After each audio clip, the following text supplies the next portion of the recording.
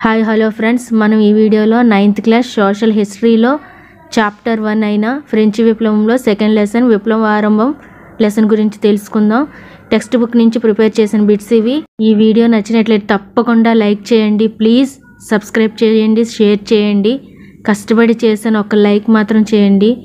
Bits తెలిస్తే comment కూడా చేయండి. ఇంకా వీడియోలోకి వెళ్దాం. ఎస్టేట్ జనరల్ ఆఖరి సమావేశం ఎప్పుడు జరిగింది? ఎస్టేట్ జనరల్ ఆఖరి సమావేశం ఎప్పుడు జరిగింది?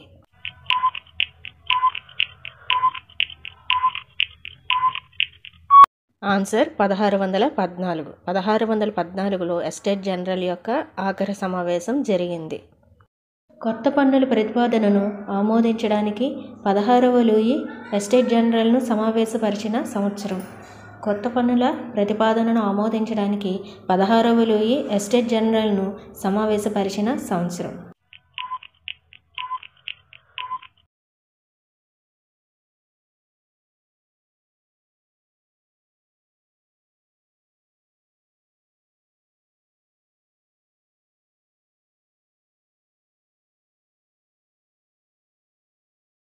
నెక్స్ట్, 16వ లూయి ప్రతినిధుల సమావేశం కోసం ఏ మందిరాన్ని తీర్చిదిద్దారు? 16వ లూయి ప్రతినిధుల సమావేశం కోసం ఏ మందిరాన్ని తీర్చిదిద్దారు?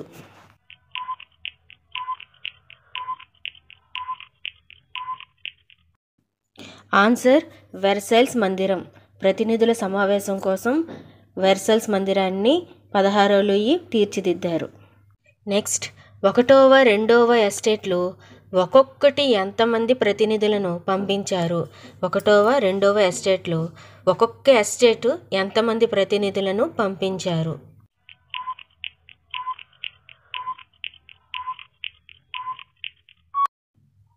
ఆన్సర్ ఒక్కొక్కటి 300 మంది ప్రతినిధులను పంపించారు.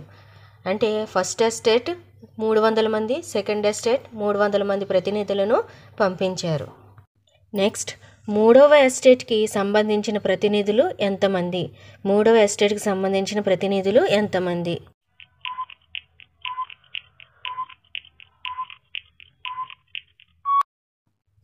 ఆన్సర్ 600 మంది ప్రతినిధులు.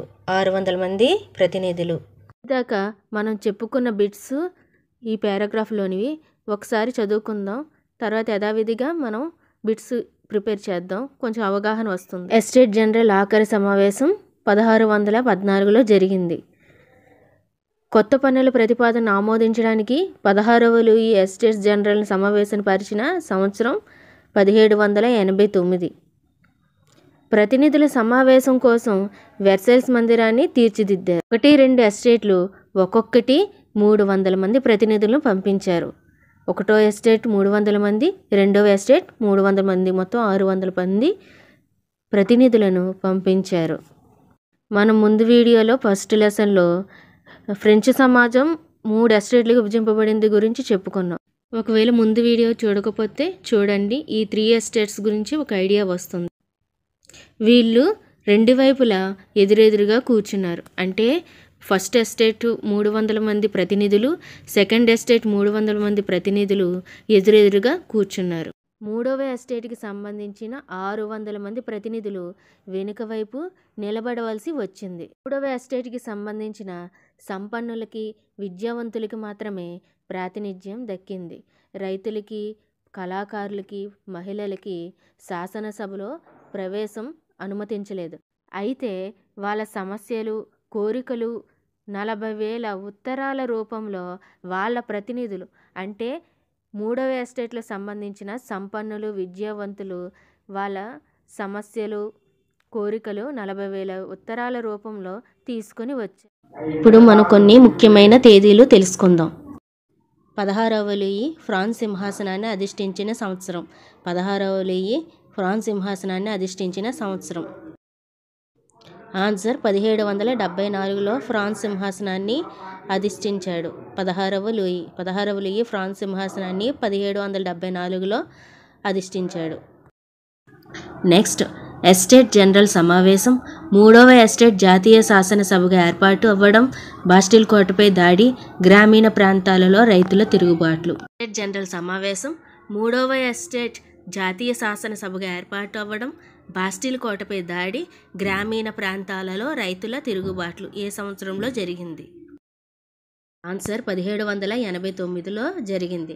ఎస్టేట్ జనరల్ సమావేశం, మూడవ ఎస్టేట్ జాతీయ శాసనసభగా ఏర్పాటు అవ్వడం, బాస్టిల్ కోటపై దాడి, గ్రామీణ ప్రాంతాలలో రైతుల తిరుగుబాట్లు 1789లో జరిగింది. అలాగే కొత్త పన్నుల ప్రతిపాదన ఆమోదించడం కూడా 1789లో జరిగింది. నెక్స్ట్ క్వశ్చన్, రాజు యొక్క అధికారాలను పరిమితం చేస్తూ ప్రజలందరికీ ప్రాథమిక హక్కులను హామీ ఇస్తూ ఫ్రాన్స్ రాజ్యాంగం రూపొందించిన సంవత్సరం. రాజు యొక్క అధికారాలను పరిమితం చేస్తూ ప్రజలందరికీ హక్కులను హామీ ఇస్తూ ఫ్రాన్స్ రాజ్యాంగం రూపొందించిన సంవత్సరం. ఆన్సర్ 1791వ సంవత్సరం. రాజు యొక్క అధికారాలను పరిమితం చేస్తూ ప్రజలందరి యొక్క ప్రాథమిక హక్కులు హామీ ఇస్తూ ఫ్రాన్స్ రాజ్యాంగం రూపొందించిన సంవత్సరం 1791. నెక్స్ట్, ఫ్రాన్స్లో రిపబ్లిక్ ఏర్పాటు, జాకోవిన్ రిపబ్లిక్ను కూలదోయడం, ఫ్రాన్స్లో డైరెక్టరీ పరిపాలన ఇవన్నీ ఏ సంవత్సరంలో జరిగాయి? ఫ్రాన్స్లో రిపబ్లిక్ ఏర్పాటు, జాకోవిన్ రిపబ్లిక్ను కూలదోయడం, ఫ్రాన్స్లో డైరెక్టరీ పరిపాలన. ఆన్సర్ 1792 నుండి 93 మధ్యలో ఫ్రాన్స్లో రిపబ్లిక్ ఏర్పాటు, జాకోవిన్ రిపబ్లిక్ కూలదోయడం, ఫ్రాన్స్లో డైరెక్టరీ పరిపాలన ఇవన్నీ 1792 నుండి 93 మధ్యలో జరిగాయి. నెక్స్ట్ క్వశ్చన్, వాటర్లూ అనే యుద్ధంలో నెపోలియన్ ఓడిపోయిన సంవత్సరం. వాటర్లూ అనే యుద్ధంలో నెపోలియన్ ఓడిపోయిన సంవత్సరం. ఆన్సర్ 1815వ సంవత్సరంలో వాటర్లూ అనే యుద్ధంలో నెపోలియన్ ఓడిపోయాడు. 1815వ సంవత్సరంలో. నెక్స్ట్ క్వశ్చన్, 16వ లూయి ఏ గ్రంథ తత్వవేత్త ప్రతిపాదించిన ప్రతిపాదనను తిరస్కరించారు? 16వ లూయి ఏ గ్రంథ తత్వవేత్త ప్రతిపాదించిన ప్రతిపాదనను తిరస్కరించారు? ఆన్సర్ రూసో వంటి తత్వవేత్త ప్రతిపాదించిన ప్రతిపాదనను తిరస్కరించారు. వారి యొక్క గ్రంథాన్ని 16వ లూయి తిరస్కరించారు. నెక్స్ట్ క్వశ్చన్, రూసో వంటి తత్వవేత్త ప్రతిపాదించిన ఏ గ్రంథాన్ని 16వ లూయి తిరస్కరించారు? రూసో వంటి తత్వవేత్త ప్రతిపాదించిన ఏ గ్రంథాన్ని 16వ లూయి తిరస్కరించారు? Answer the social contract Russo రచించిన గ్రంథాన్ని 16వ లూయి తిరస్కరించారు. నెక్స్ట్, మూడవ ఎస్టేట్ ప్రతినిధులు తమకు తాము ఫ్రెంచి దేశమంతటికి ప్రతినిధులుగా భావించుకొని వెర్సైల్స్లోని టెన్నిస్ కోర్టు మైదానంలో జూన్ 20న వీళ్ళందరూ సమావేశమై వాళ్ళు తమకు తాము జాతీయ శాసనసభగా ప్రకటించుకొని చక్రవర్తి యొక్క అధికారాలను పరిమితం చేసే రాజ్యాంగాన్ని రూపొందించే వరకు వెళ్ళమని ప్రతిజ్ఞ చేశారు. వీరికి నాయకత్వం వహించిన వారు ఎవరు? మూడవ ఎస్టేట్ ప్రజలకి నాయకత్వం వహించిన వారు ఎవరు?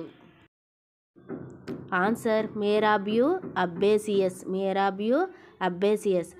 మూడవ ఎస్టేట్ ప్రతినిధులకి మేరాబ్యూ అబ్బేసియస్ నాయకత్వం వహించారు. ఫ్రెంచ్ సమాజం 3 ఎస్టేట్లుగా విభజింపబడింది. దీని గురించి మనకు తెలియాలంటే ముందు వీడియో చూడండి. నెక్స్ట్ క్వశ్చన్, పన్నులు, వెట్టి చాకిరికి సంబంధించిన ఫ్యూడల్ వ్యవస్థను రద్దు చేస్తూ శాసనసభ ఆదేశాలను జారీ చేసిన సంవత్సరం. పన్నులు, వెట్టి చాకిరికి సంబంధించిన ఫ్యూడల్ వ్యవస్థను రద్దు చేస్తూ శాసనసభ ఆదేశాలను జారీ చేసిన సంవత్సరం. ఆన్సర్ 1789 ఆగస్టు 4న పన్నులు, వెట్టి చాకిరికి సంబంధించిన ఫ్యూడల్ వ్యవస్థను రద్దు చేసి శాసనసభ ఆదేశాలను జారీ చేసింది 1789 ఆగస్టు 4వ తారీఖున. నెక్స్ట్ క్వశ్చన్, జాతీయ శాసనసభ ఏ సంవత్సరంలో రాజ్యాంగ ముసాయిదాను తయారు చేసింది? జాతీయ శాసనసభ ఏ సంవత్సరంలో రాజ్యాంగ ముసాయిదాను తయారు చేసింది?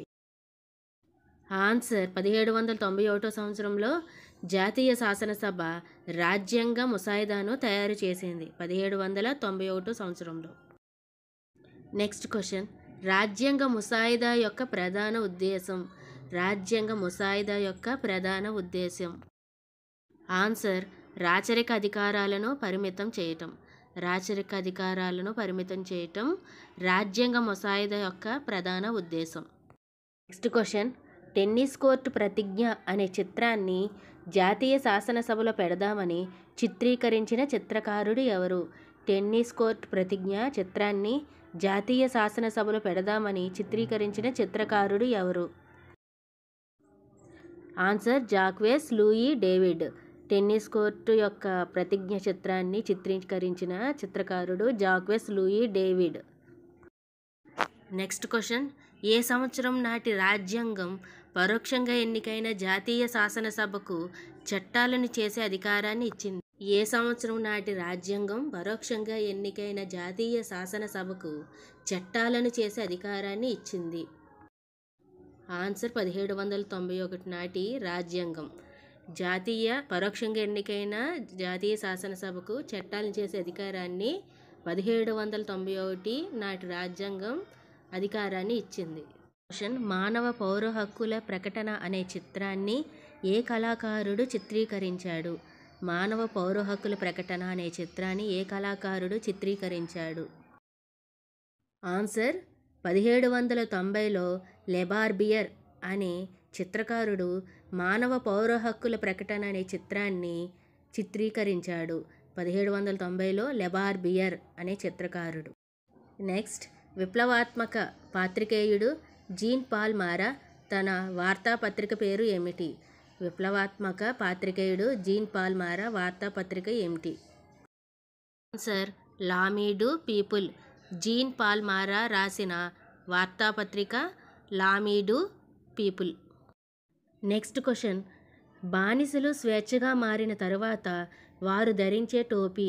బానిసలు స్వేచ్ఛగా మారిన తరువాత వారు ధరించే టోపీ. ఆన్సర్ స్వాతంత్ర సాధనను సూచించే ఎర్ర టోపీ.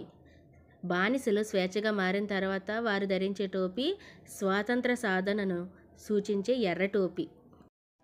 నెక్స్ట్ క్వశ్చన్, ఫ్రాన్స్ యొక్క జాతీయ రంగులు. ఫ్రాన్స్ యొక్క జాతీయ రంగులు. ఆన్సర్ నీలం, తెలుపు, ఎరుపు. ఫ్రాన్స్ యొక్క జాతీయ రంగులు నీలం, తెలుపు, ఎరుపు. నెక్స్ట్ క్వశ్చన్, చట్టానికి ప్రతిరూపం. చట్టానికి ప్రతిరూపం. ఆన్సర్ రెక్కలు గల స్త్రీ. చట్టానికి ప్రతిరూపం రెక్కలు గల స్త్రీ. నెక్స్ట్ క్వశ్చన్, చట్టం అందరికీ సమానమే, దాని ముందు అందరూ సమానులే. చట్టం అందరికీ సమానమే, దాని ముందు అందరూ సమానులే. ఆన్సర్ లా టాబ్లెట్. లా టాబ్లెట్ అనే చట్టానికి అందరూ సమానమే, దాని ముందు అందరూ సమానులే. ఫ్రెండ్స్, ఈ వీడియో నచ్చినట్లయితే లైక్ చేయండి, సబ్స్క్రైబ్, ప్లీజ్ షేర్ చేయండి. Thank you.